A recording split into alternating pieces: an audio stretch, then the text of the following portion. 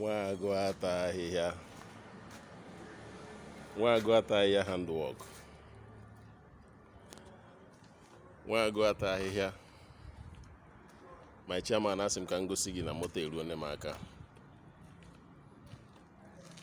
Asị ka ngosi gị na moto eruone m aka. I'm very very happy na ihe m hụrụ. I'm very very very very happy. Really, n'eziokwu eziokwu ewo ọnụrụ olu ogbenye menyere ogbenye.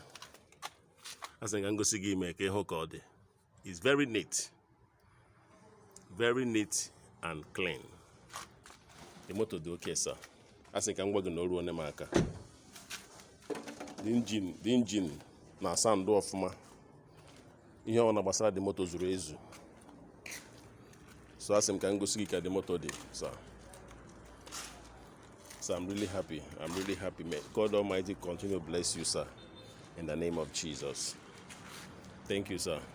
Thank you very much. Bye-bye, sir.